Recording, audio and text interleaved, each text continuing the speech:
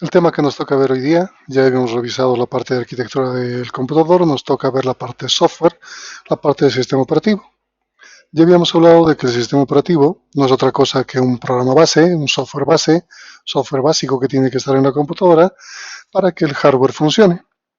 Entonces, el sistema operativo tiene tres propósitos, tiene tres funciones clásicas, de las cuales hemos citado dos ya en las clases anteriores. La primera tiene que ver con gestión de recursos del computador. La idea es que administre de forma adecuada todos los recursos de la computadora, tanto recursos lógicos como recursos físicos. De alguna manera tienen que ser bien administrados. Otra de las funciones importantes de un sistema operativo es la ejecución de servicios. Y esto se hace a través de lo que se llaman APIs o librerías para el sistema. Una tercera función tiene que ver con proveer una máquina virtual o una interfaz entre el hardware y el usuario final. Entonces esta interfaz ya puede ser por línea de comandos o podría ser por interfaz gráfica, va a permitir que el sistema operativo pueda trabajarse de esta manera. Entonces tenemos tres funciones básicas que definen lo que es un sistema operativo. Analicemos cada una de ellas. Podemos ver que un sistema operativo, según esta gráfica, está constituido principalmente por tres capas. La primera vendría a ser la capa de núcleo, la capa donde tenemos el sistema operativo en sí. Esta capa está constituida por un archivo, varios archivos que dan la base principal del software del sistema operativo. La forma de acceder a estos programas del núcleo es a través de las API o llamadas a los servicios, llamadas al sistema, y esta se relaciona con la interfaz de usuario o shell con el núcleo. Entonces, fíjense que aquí abajo tenemos el núcleo, los servicios del sistema operativo. En esta línea está marcada la API o shell, la API, perdón, de llamadas al sistema, y aquí arriba tenemos la shell o el entorno de trabajo. Shell o entorno de trabajo vendría a ser la línea de comandos o la interfaz gráfica. Entonces, este esquema nos está reproduciendo lo que habíamos hablado. Hardware por abajo, las instrucciones de máquina que se comunican por la computadora a nivel de todo lo que es la arquitectura de computadora, el núcleo del sistema operativo, los servicios, las llamadas al sistema y el shell o el entorno de trabajo para que los usuarios puedan trabajar. Entonces, el sistema operativo como gestor de recursos tiene asignadas diferentes tareas. La primera vendría a ser la asignación de recursos. Les había dicho que los recursos que tenemos en la computadora son limitados. Estos recursos pueden ser físicos, pueden ser lógicos, y existen o necesitamos de algún tipo de algoritmo que permita planificar adecuadamente la asignación de trabajo. Tenemos un listado de todos los recursos, sabemos qué cosas están libres, qué cosas están ocupadas, y tenemos también requerimientos de tareas. Distintas tareas que necesitan algún tipo de tiempo de procesador o memoria o algún tipo de recurso se le tiene que asignar. Entonces, para eso vamos a utilizar algoritmos para poder asignar los recursos. Otro de los elementos que tiene que ver el administrador de recursos es la protección. Sabemos bien que muchas tareas al mismo tiempo van a intentar competir por acceder a los procesos, al procesador o a los recursos. Entonces, el sistema operativo tiene que proteger estas asignaciones para que la información de cada uno de las tareas individuales sea totalmente confidencial y no se estén mezclando cosas. Entonces, para eso normalmente va a utilizar rangos de memoria o algunos tiempos en el procesador de tal forma que se proteja la información. También necesita manejar una contabilidad de los recursos que se han asignado. Necesita saber qué se ha asignado a quién. Entonces se necesita contabilizar esa información. Eso es como gestor de recursos o administrador de recursos. La otra función que tiene como máquina extendida o interfaz de usuario tiene que ver con la ejecución de programas. El sistema operativo va a permitir ejecutar programas creando algo que se llaman tareas o procesos. Va a permitir terminar el programa, terminar o abortar el proceso, necesitamos algún tipo de elementos que permitan modificar las condiciones de ejecución de los procesos. Entonces, tiene que ver con todo aquello que tiende a ejecutar un programa. Dentro de la ejecución de un programa se van a realizar ciertas operaciones. Por ejemplo, un programa que necesite guardar cosas en disco o recuperar cosas de disco o imprimir, etcétera, etcétera. Se van a ejecutar operaciones sobre archivos. Por ejemplo, guardar una información, recuperar una información, renombrar un archivo, crear un directorio, etcétera, etcétera. Se van a ejecutar tareas sobre el servicio de memoria para que se pueda asignar espacios de memoria libres o, cuando el trabajo termine, pueda devolver estos espacios de memoria asignados. Se van a realizar tareas entre la comunicación y sincronización de procesos. Les había dicho que varios procesos al mismo tiempo que intentan ejecutarse en su procesador están compitiendo por él. Entonces necesitan sincronizar su ejecución para que no al mismo tiempo dos intenten acceder a un mismo recurso. De esto también se puede intentar detectar o tratar errores. ¿Qué pasa si dos procesos intentan acceder a un mismo recurso? Puede provocar algún tipo de interbloqueo, que la máquina se cuelgue. Entonces se necesita algún mecanismo que permita determinar si ha existido esto y poder recuperarnos de esta información. Todo esto, todos estos elementos, se van a hacer con eso que hemos llamado de servicio, como una máquina extendida. Entonces, si vemos aquí esta API, se puede ver esta pantalla. Pueden ver la pantalla de API. Aquí tenemos diferentes grupos de trabajos que pueden realizarse y aquí las dos librerías más importantes, la API POSIX y la API Win32. La POSIX, denme un segundo por favor, hay demasiada bulla afuera.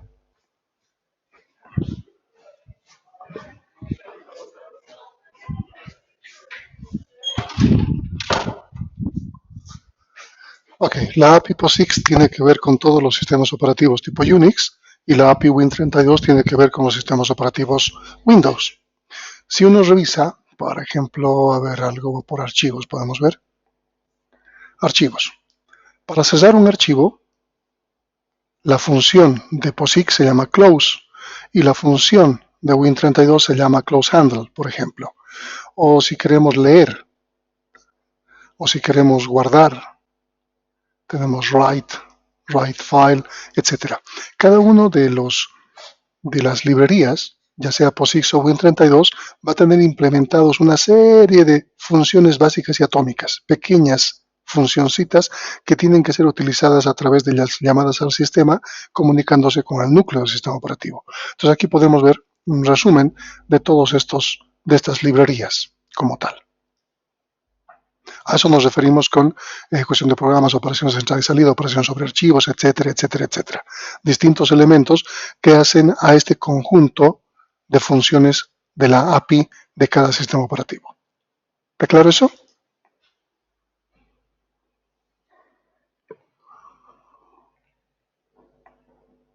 Ahora bien, el sistema operativo como interfaz de usuario, sabemos bien que tenemos dos tipos de interfaz de usuario, dos formas de relacionarnos. La línea de comandos, donde podemos ejecutar una serie de comandos en la consola, o la interfaz gráfica que estamos acostumbrados a través del ratón, el puntero, hacer dos clics, escoger menús, opciones, etcétera, etcétera. Independientemente de cuál de las dos formas accedamos al sistema operativo, estas van a ser a través de las llamadas al sistema, van a utilizar las APIs correspondientes. Entonces puede ser interfaz gráfica o puede ser interfaz de consola y vamos a relacionarnos con el sistema operativo de esta manera. Para esto, si utilizamos normalmente la línea de comandos, vamos a requerir de un archivo de comandos, una serie, un conjunto de instrucciones que necesitamos conocer. Cuando utilizamos la interfaz gráfica, solamente se maneja de forma intuitiva con el ratón y se van navegando entre los distintas ventanas y opciones y menús que se tienen. No se necesita conocer comandos. Sin embargo, con la interfaz de línea de comandos, sí. ¿Qué sucede cuando se arranca la computadora? Normalmente el arranque de la computadora tiene dos fases, la parte hardware y la parte software. ¿Está bien? Aquí tenemos por ejemplo, la unidad de memoria con las direcciones respectivas. La primera parte está destinada a la RAM, aquí tenemos una parte de ROM y aquí otra vez RAM. En esta parte de ROM se puede ver que está el programa de arranque. Tenemos en la computadora algo que se llama BIOS. ¿Alguien me puede describir qué significa BIOS?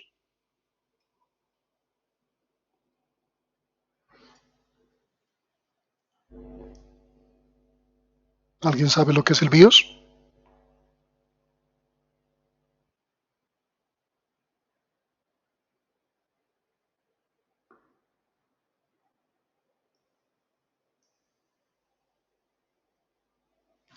Cuando se arranca una computadora, lo primero que hace la computadora es hacer algo que se llama POST. Se llama Power on Self-Test. Es una verificación de todo lo que tiene. Y todo lo que tiene está guardado en la BIOS. BIOS significa Basic Input, Basic Output, Basic Input Output System, o sea, como sistema básico de entrada y salida. Y es todo lo que tiene como hardware.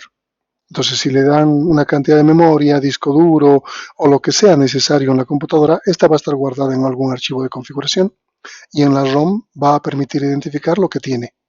Y cuando hace un POST o un Power on Self-Test, está verificando que todo lo que le han dicho que tiene esté funcionando bien. Así que hace una verificación de la memoria, verificación de disco o la parte de arranque del disco, etcétera, etcétera. Esa es la primera parte.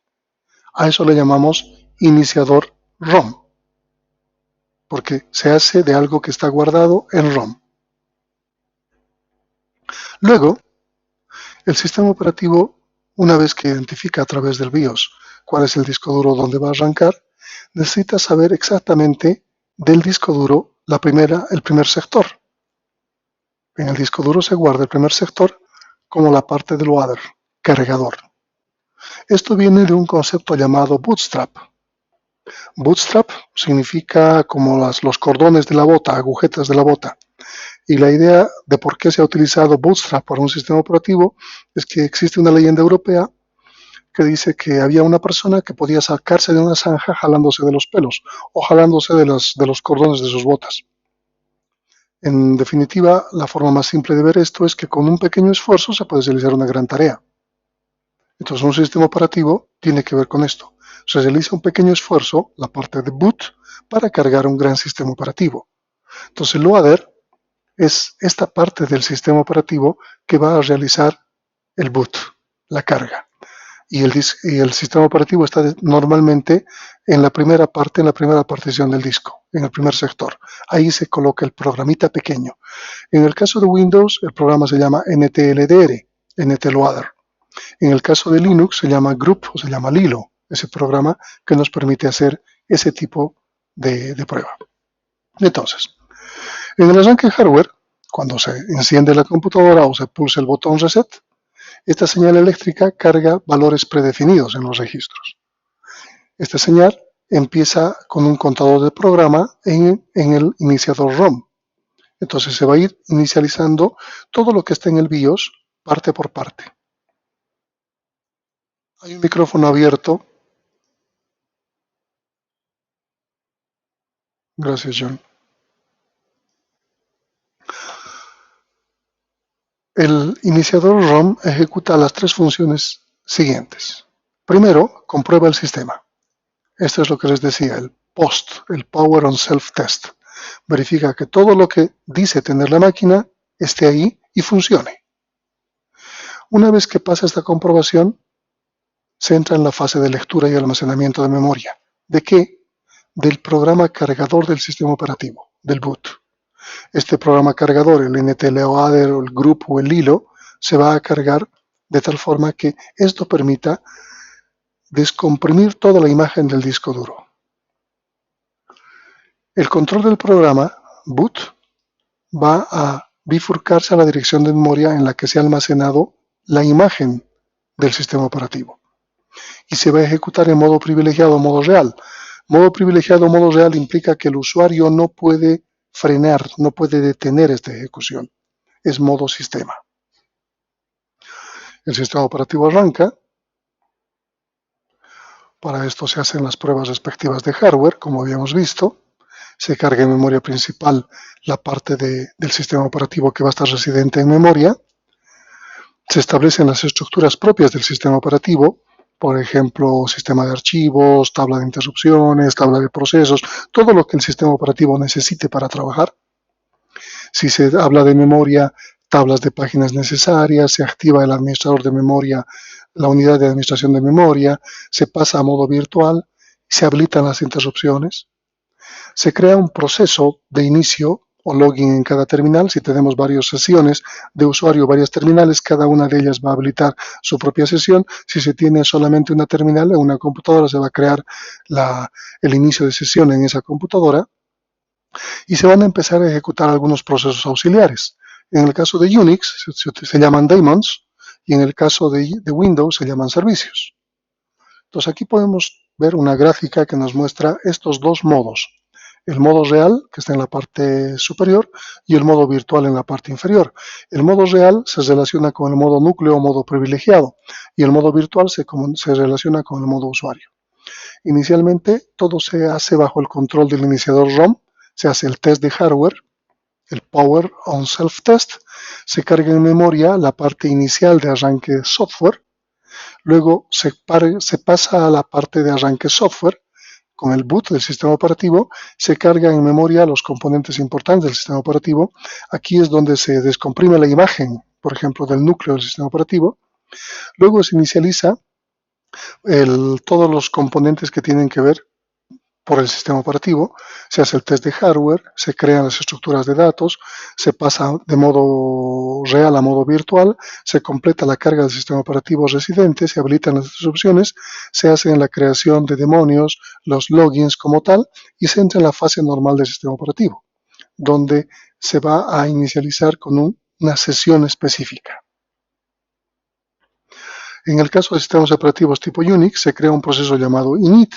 En el caso de sistemas operativos tipo Windows, se llama un proceso llamado system o winit también. Y esto permite ser el primer proceso que se va a crear a lo largo de todos los procesos.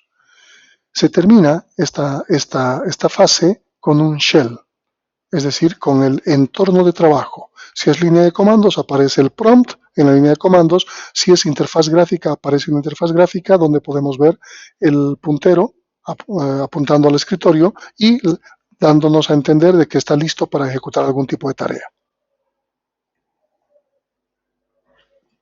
¿Dudas hasta ahí? ¿Preguntas? Entonces, de forma simple se ha visto la parte de arranque de un sistema operativo desde la parte de arranque hardware y la parte de arranque software. Existían a lo largo del tiempo un sinnúmero de sistemas operativos. Lo que vamos a ver ahora es una evolución de esos sistemas operativos. Los primeros sistemas operativos nacen prácticamente de la tercera generación de computadoras. Si podemos ver aquí línea de sistema, a ver. No, línea de tiempo vamos a poner. Timeline. ¿Se puede ver mi pantalla? Ok. Aquí vemos una línea de tiempo y que a partir de los 50 más o menos empiezan a surgir los primeros sistemas operativos. Leo es uno de los primeros sistemas operativos de una computadora llamada ETSAC. El 55 tenemos la Univac, una computadora bastante famosa a nivel de historia. El 55 tenemos una IBM. Y así vamos viendo distintos sistemas operativos. Estos sistemas operativos iniciales son de tercera generación, los 60s,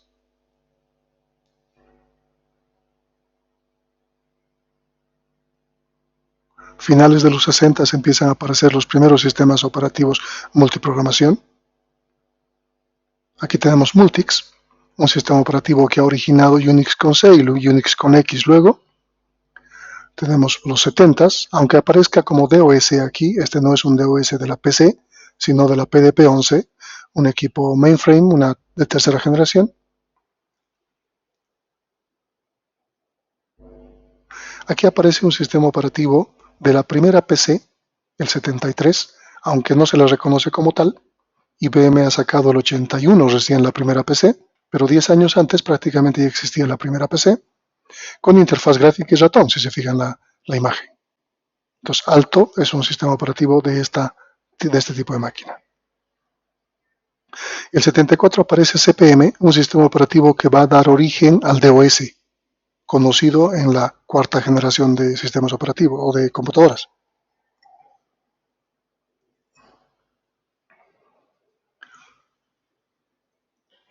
Tenemos Apple II, el 78. Los juegos o los de consola, como Atari, que se utilizaban bastante para la programación. Los 80 caracteriza ya a la cuarta generación, pero recién el CP/M 86 sale el 81 y en base a eso se origina el MC2, el PC2, sistemas operativos de la IBM PC, de la computadora personal, prácticamente 10 años después que lo que Xerox había sacado. Y empieza a evolucionar los sistemas operativos. Aparecen las primeras versiones de Windows por aquí. Estas versiones de Windows son basadas en DOS. Distintas versiones de Unix. La primera versión de Unix para PC de Microsoft, esta es la Unix reducida, es la que Tannenbaum ha escrito como una forma de un sistema operativo más educativo. OS2 es el primer sistema operativo gráfico de las PS, computadoras personales, Personal System, que reemplazan a las PCs en determinado momento. Existe la versión 2 de Windows, todavía siguen basándose en DOS. Xenix es la versión Microsoft de Unix, llega hasta su versión 2. Novell Network es la versión de Red para DOS. Windows 3.0 todavía sigue basándose en DOS. Aparecen las primeras versiones de Linux, el 91. Minix mejora. Windows 3.1, una versión muy popular de Windows, pero basada en DOS. Significa que por debajo está corriendo DOS. Windows NT aparentemente se reescribe. Ya no se coloca el componente DOS, sin embargo, todavía persistía. Windows 95, supuestamente se reescribe todo, ya no se tiene DOS por debajo. Y bueno, iba evolucionando. Esa es la idea. ¿Está bien? Entonces, esta gráfica nos muestra, de alguna manera, estos esquemas que han pasado en las 4 generaciones de computadoras. Los primeros sistemas parten del 50, más o menos como hemos podido ver. El 60, segunda generación, aparecen los sistemas por lotes. El 70, finales de los 60, aparece la tercera generación de computadoras con los primeros sistemas Unix, partiendo de Multics. Y por los 80 aparecen las cuartas generaciones con los primeros sistemas operativos para PC, donde podemos caracterizar al DOS, al macOS o el OS2, y luego que ha evolucionado en Windows, los MS2. Tannenbaum, en su libro de Sistemas Operativos Modernos, última edición, habla de una quinta generación.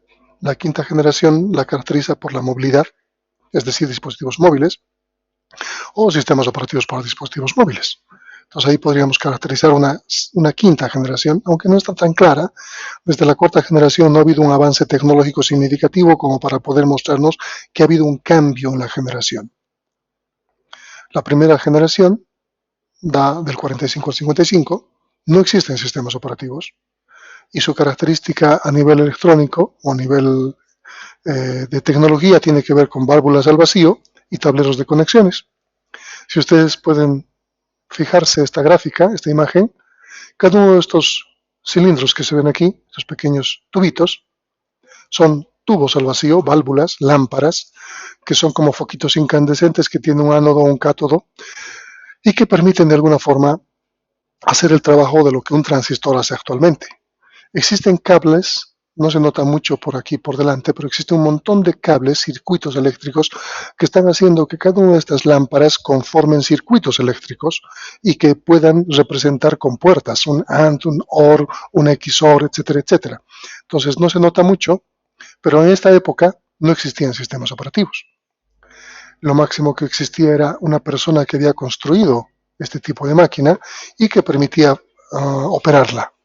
Eran equipos enormes que hacían operaciones aritméticas simples, que en su momento eran muy, muy sofisticadas. La segunda generación de computadoras data del 55 al 65 y hay un cambio tecnológico grande. En vez de las lámparas empiezan a utilizar algo que se llama transistores. Y aparece algo que también caracteriza a la época, es el procesamiento por lotes. Un lote de trabajo es un conjunto de trabajo que se realiza en uno solo y no tiene que estar viniendo uno por uno. Este tipo de computadoras caracterizan por lenguajes de programación iniciales. Fortran, un lenguaje de programación destinado a la ciencia, y COBOL, un lenguaje de programación destinado al comercio. Ahora, la operatividad de este tipo de equipos de segunda generación tenía que ver con trabajar de tal forma que utilicemos al máximo el procesador. Entonces, para hacerlo, por ejemplo, si alguien tenía que compilar un programa en Fortran, tenía que colocar la cinta del compilador de Fortran en la unidad de cinta, colocar el programa en tarjetas perforadas, que se ejecute, que se compile. Y si había un error, y si no había ningún error, perdón, colocar en la cinta del ensamblador, ensamblar el programa y volverlo binario ejecutable para poder ejecutarlo. Entonces, este cambio de cintas involucraba una pérdida de tiempo que el procesador no estaba siendo utilizado. Se había destinado a hacer una serie de lotes. Entonces, todos aquellos que tenían que hacer, por ejemplo, Fortran, colocaban todas sus tarjetas de tal manera que se compile primero Fortran. Una vez que corría y se ejecutaba, se colocaba la cinta de assembler y se colocaba todo lo que era, todos los que tenían que ensamblar. Entonces, aquellos que tenían que modificar algún tipo de error o se había detectado los errores, entonces volvían a hacer otra vez su tarjeta perforada, mientras tanto los demás estaban corriendo sus programas. Esta forma de trabajar en lotes y de montar y desmontar cintas hacía que se pierda mucho tiempo. Y habían personas que estaban especializadas en montar y desmontar cintas y empezaban a hacer el trabajo. Luego se había destinado un programa especial, un programa residente en memoria, para hacer ese tipo de trabajos y que no sea una persona la que monte y desmonte cintas. A este primer programa residente en memoria se le vendría a denominar como el primer sistema operativo, porque era el programita que estaba empezando a administrar mejor los recursos que tenía la máquina. Y como sabemos, una de las funciones importantes de un sistema operativo es administrar adecuadamente los recursos. Así que el programa residente en memoria que hacía esto vendría a ser el primer sistema operativo que conocemos. Sin embargo, un sistema operativo como tal no existía en la época. La tercera generación data de los 60 a principios de los 70 y tiene también que ver con un cambio tecnológico. Los transistores se empiezan a miniaturizar y se los integra en circuitos con capacitores, con resistencias, etc., en un circuito que se llama circuito integrado. Y una característica ya no es el trabajo por lotes, sino la multiprogramación. Se introduce un concepto básico que es tiempo compartido, que implica que ahora vamos a dividir el tiempo del procesador en pequeños tiempos y cada tiempo se le va a asignar una tarea. Este concepto es el que da pie a la multitarea actual y es por eso que podemos hacer muchas cosas al mismo tiempo, aparentemente, porque lo que estamos haciendo es compartir el tiempo del procesador, compartir el tiempo de memoria, de tal forma que se puedan realizar una serie de tareas al mismo tiempo con un pseudo paralelismo. Entonces aquí, en la parte inicial, podemos asignar al sistema operativo en memoria y podemos asignar varias tareas, memoria asignada a cada una de las tareas. Estos son computadoras de tercera generación. Una computadora de tercera generación típica es como el tamaño de un ropero de 3 cuerpos o 4 cuerpos. Ese es el tamaño típico de una computadora de tercera generación. El concepto básico es tiempo compartido. Aquí ya empiezan a existir los primeros sistemas operativos que permiten justamente gestionar este tiempo compartido, el dividir el tiempo del procesador y poder asignar a distintas tareas cada uno de estos tiempos.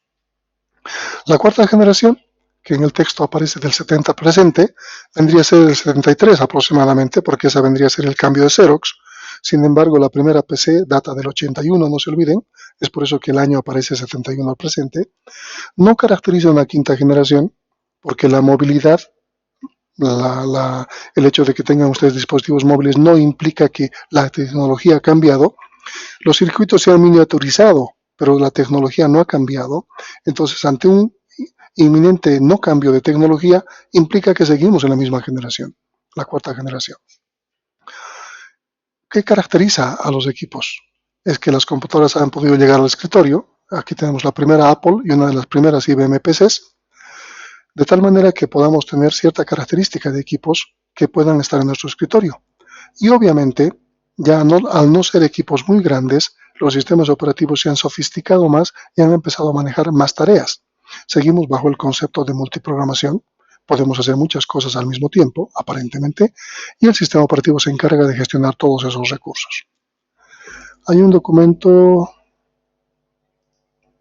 que muestra en forma gráfica esta, que ustedes la tienen en el Classroom. ¿Se puede ver mi pantalla? Aquí vemos el computador digital de propósito general que ha sido diseñado en 1700.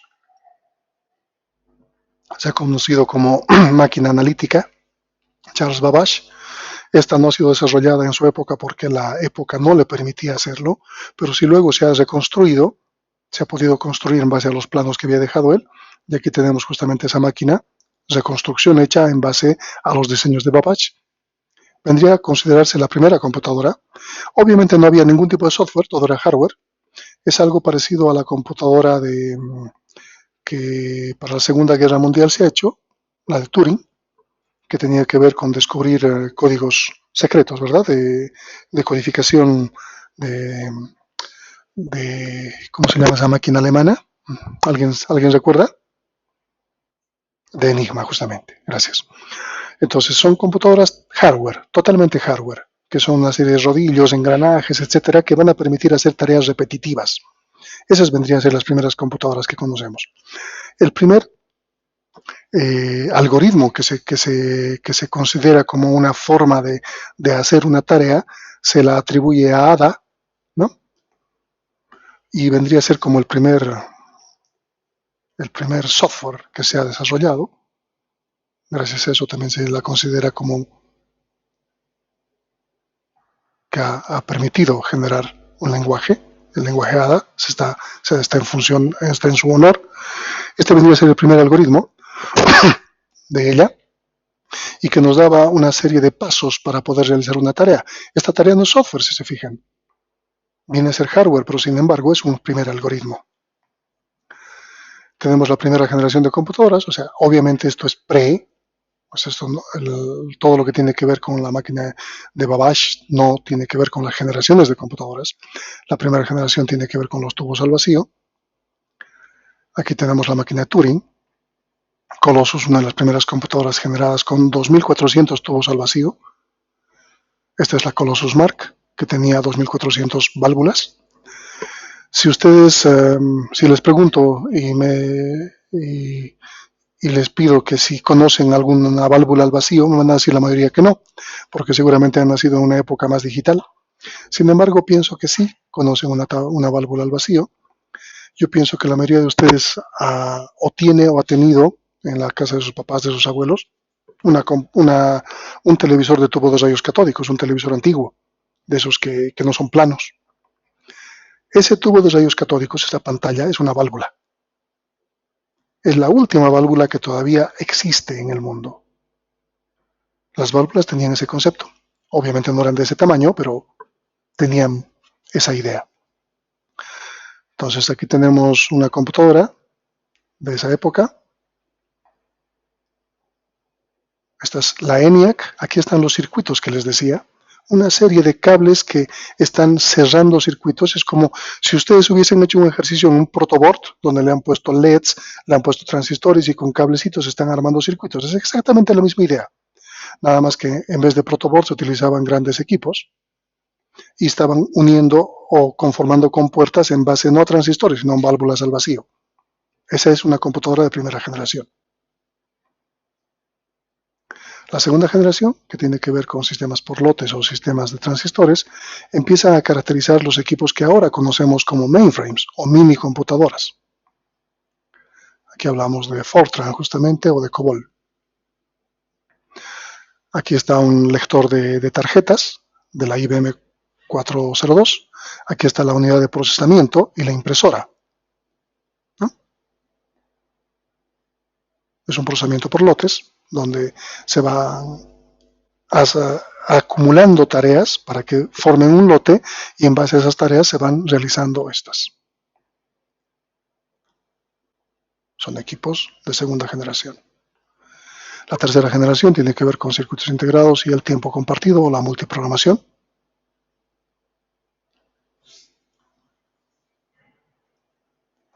Aquí tenemos una computadora de tercera generación, circuitos integrados. Aquí están la serie de cintas que les decía.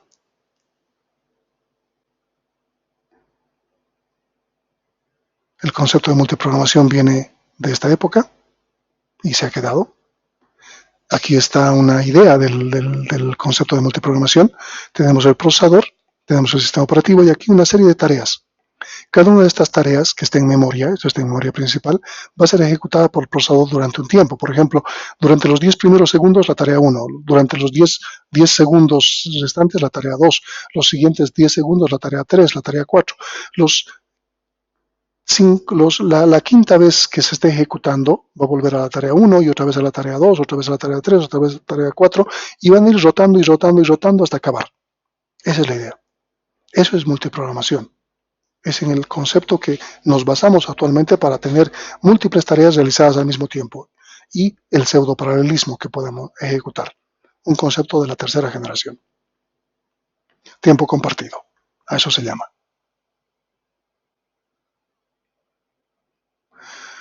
Multics nace con la idea de tiempo compartido. Multics origina Unix con C, Unix con X luego, ¿no?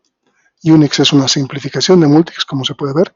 Unix es el sistema operativo más utilizado actualmente, claro, con sus variantes. macOS, Linux o todos los variantes de Unix. El 69, Thomson y Dennis Ritchie, estos son los creadores del lenguaje C, por si no lo saben, hacen una versión de Multics para C, justamente, llamada Unix, el lenguaje C. Este es el primer texto que ellos publican, estas son estas personas, y esta es la arquitectura del sistema operativo Unix. Aparece una versión, bueno, Unix empieza a distribuirse, empieza a fabricarse, a trabajarse, y es bastante bien aceptada. El detalle es que necesita equipos muy grandes para operar. Y con el advenimiento un poco de la cuarta generación de las PCs, los Unix no funcionaban para PCs. Entonces aparece una versión, la System 5, que se divide luego en la Berkeley, Unix Berkeley, pero esta System 5 se la abre, se deja el código abierto para que se puedan desarrollar justamente versiones más amigables o más pedagógicas para las universidades. Esto ha permitido que Unix pueda llegar a distribuirse de tal forma que ahora todos los sistemas operativos, la mayoría de los sistemas operativos estén basados en Unix. Si se hubiese mantenido cerrado Unix 5, seguramente no tendríamos tantos sistemas operativos como los que tenemos ahora. Aquí aparece POSIX, justamente dado que en esta época aparecen dos versiones fuertes de Unix, System 5 y la Berkeley, y cada uno manejaba las cosas a su manera, es que se considera de que debería estandarizarse el manejo de sistemas operativos basados en Unix. Y la forma de estandarizarlo es a través de POSIX. Esta es la API que les he dicho, que maneja una serie de funciones básicas para el sistema operativo. POSIX viene de interfaz de sistema operativo portable y esto habilita el hecho de que cualquier sistema operativo basado en Unix utilice POSIX como interfaz, como API. Bueno, Linux y el GNU es un proyecto que tiene que ver con que se ha abierto Unix, luego se ha creado Minix y en base a Minix Tolbars ha creado Linux. GNU es un proyecto de Stallman que tiene que ver con G no es Unix, eso significa. Sin embargo, muchas de las tareas, de los trabajos que se han hecho son tipo Unix, es decir, no es Unix, pero trabaja como Unix. Se ha codificado de nuevo, se ha hecho todo de nuevo, pero es como Unix. Sin embargo, son sistemas llamados Unix-like porque se parecen mucho a Unix, aunque ellos afirman de que no viene de Unix.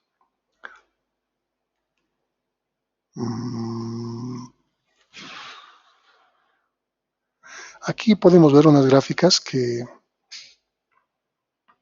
vamos a verlas en más grande en la clase siguiente, que tiene que ver con las distribuciones de Linux. En la parte izquierda podemos ver el origen de Linux Red Hat, por ejemplo. Y aquí en la parte derecha, hace 10 años, es decir, 10 años atrás, había esta cantidad de distribuciones. Cada línea es una distribución. Entonces, lamentablemente Linux ha crecido tanto y descontroladamente que se tienen ahora miles de distribuciones que son difíciles de soportar.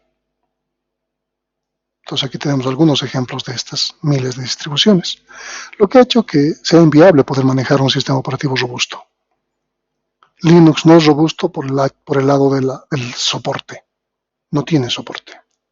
La cuarta generación en este texto se caracteriza del 80 para adelante. ¿Por qué yo he puesto en el texto 71? ¿Se acuerdan?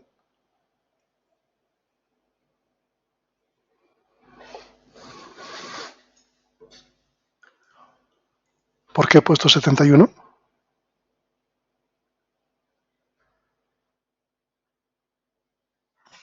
Las Xerox, justamente, que salen del 73 más o menos, ¿no? Se publican en el 73. Entonces, en la práctica, para fines verdaderos, la cuarta generación debería ser del 71 para arriba, no del 80. El 80 está caracterizando a la familia IBM, IBM PC, y no es cierto.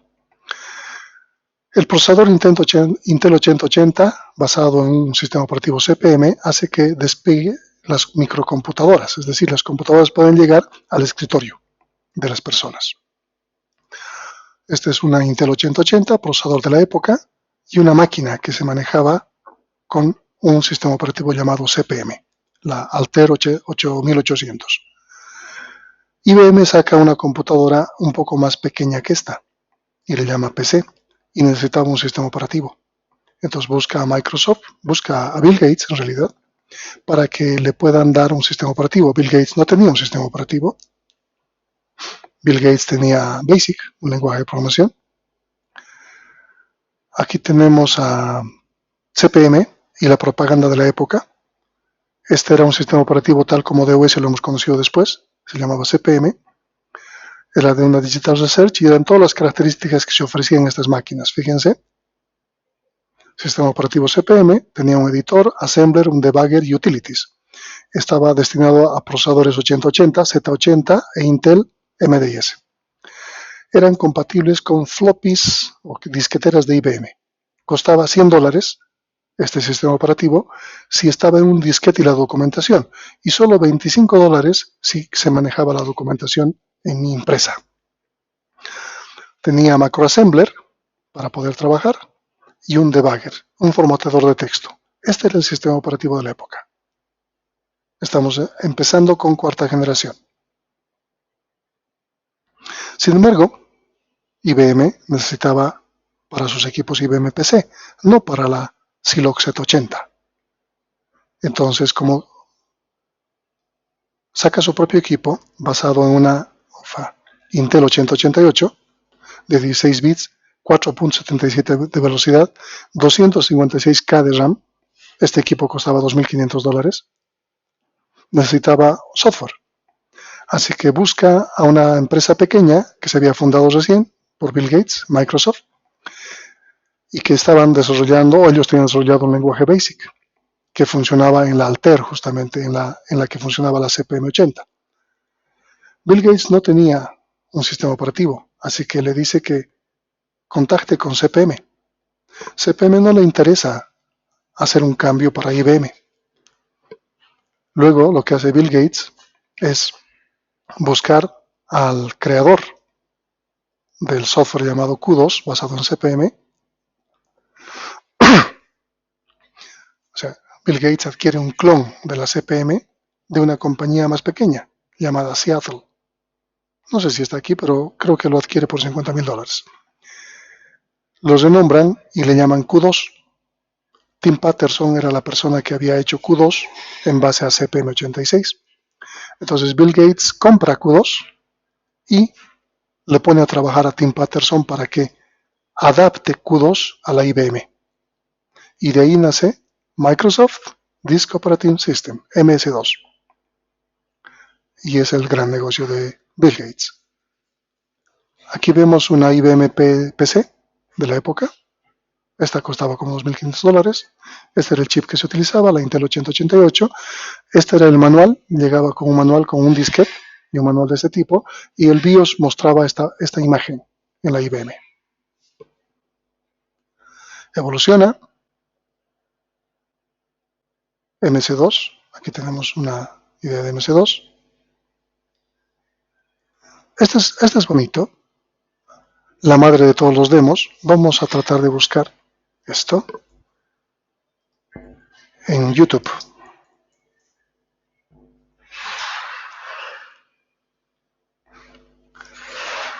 Esta demostración data del 68. ¿Se puede ver en mi pantalla? Ok. Dice la madre de todos los demos. Voy a hacerla correr. Ustedes pueden ver. Es de diciembre del 68. ¿Qué es lo que estaba mostrando? Doug Engelbart estaba mostrando el futuro. En esa época era imposible hacer lo que estaban haciendo. Fíjense que las mismas pantallas están filmadas en blanco y negro. La televisión en la época no era muy fuerte. Sin embargo, él presenta algo interesante. Él presenta trabajo colaborativo. De lo que ahora podemos hacer con Drive, por ejemplo, con Word en Word Documents, y uno puede escribir cosas y otro puede modificarlas, etc. Estaba mostrando. Pero no solamente muestra eso, muestra videoconferencia, muestra pantallas, muestra el ratón 68. Así que el invento no es de Xerox tampoco. Aquí aparece el ratón y algo que se está moviendo en una pantalla. Pero lo interesante de la demostración es que este video no está editado, en el sentido de que las dos pantallas que están viendo, el mover el ratón y el puntero que se mueve en la pantalla, es real, es en tiempo real. Entonces él muestra para la época algo muy, muy futurista. Primero, el ratón. Estamos hablando de la finalización de la tercera generación. Estábamos a finales de la tercera generación. Muestra edición de texto, trabajo colaborativo y muestra múltiples pantallas como una videoconferencia. Todo lo que podemos hacer ahora de manera muy simple, muy transparente, el 68. Ahí está su teclado y su ratón. Y fíjense las pantallas superpuestas que está mostrando. La pantalla misma del editor de texto y la pantalla que está mostrando lo que él está haciendo. Fantástico para su época. Pero no solamente es porque sea fantástico para su época, sino el hecho de que ya estaba mostrando una tecnología que ahora lo podemos usar de manera más simple y transparente en su época. Por eso es que se llama la madre de todos los demos. Pueden revisarla con detalle ustedes. A eso se refiere. En realidad la interfaz gráfica ha sido creada en esta época. Estamos hablando que él ha trabajado en la Universidad de Stanford y ha sido creada. Se han manejado las ventanas, iconos, menús, etcétera, tal como conocemos ahora. Ya en esa época se maneja el ratón con un puntero en la pantalla. Entonces, esto nos demuestra, con un video en todo caso, que la interfaz gráfica y el ratón no ha sido ni siquiera creada por Xerox, sino ha sido anunciada por Doug Engelbart el 68, en una conferencia que se ha llamado La madre de todos los demos. Esto ha sido utilizado luego para Xerox, no se olviden, y en Xerox se ha visto, esta es la Xerox Alto, con el ratón e interfaz gráficas. Este es el primer ratón de algunos trabajos. Esta imagen es una fotografía del video que les he mostrado. Es la demostración en tiempo real de esta persona, con varias pantallas, su teclado, su ratón, etc. Este es Doug Engelbart. Luego aparece, bueno, eso es la historia de Microsoft, la historia de Windows. aparece Apple y la evolución de Mac. El 83 se desarrolla Apple Lisa, el 84 Apple Macintosh, computadoras que tienen que ver con interfaces gráficas basadas o robadas a Xerox, igual.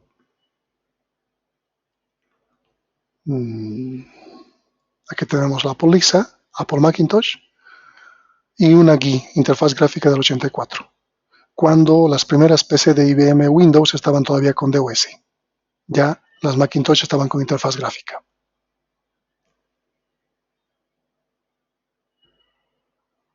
Windows, la evolución de Windows, las primeras versiones de Microsoft en el sentido de sus primeros logos, la primera versión de Windows 3.1, 3.11, la que se ha popularizado, la evolución de los logos y cómo actualmente se ve.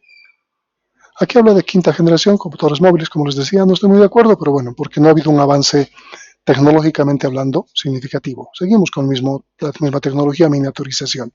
Sin embargo, podemos considerar a los dispositivos móviles como una quinta generación. Preguntas, dudas.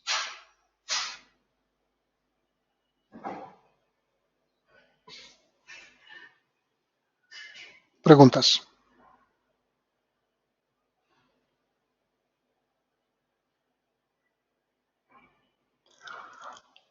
Por último, para acabar, tenemos los componentes del sistema operativo.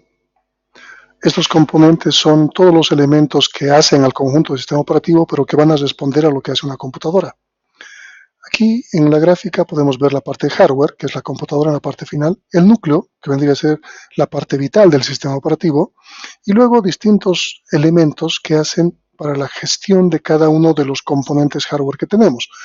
Tenemos un componente hardware del procesador, entonces vamos a tener una gestión de procesos. Tenemos un componente hardware que es la memoria, vamos a tener un componente de gestión de memoria, y así sucesivamente. En función de todo lo que tengamos a nivel de hardware, tenemos componentes software que van a gestionar.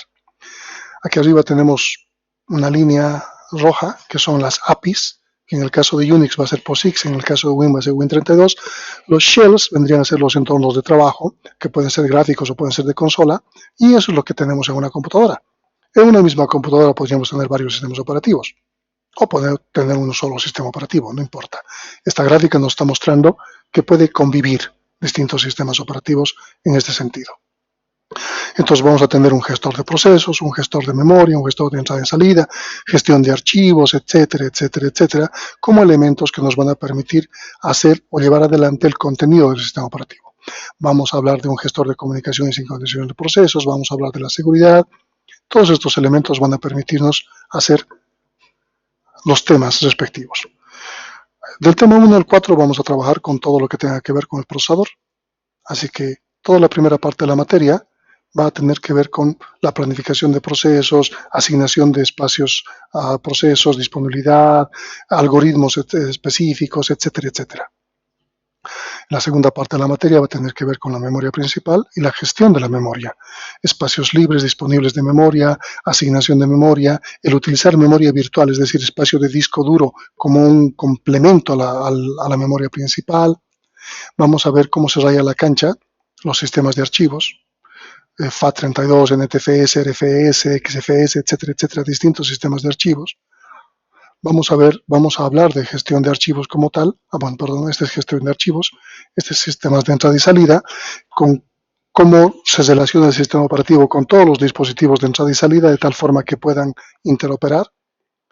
Cómo se trabaja con el almacenamiento secundario, memoria secundaria, discos duros, discos de estado sólido, CDs, DVDs.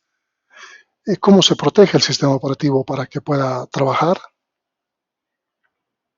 Hemos hablado de operación dual, donde hemos visto el modelo del computador que funciona a modo privilegiado, modo sistema, modo privilegiado y modo usuario. Aquí también tenemos eso. Preguntas, dudas, hasta ahí.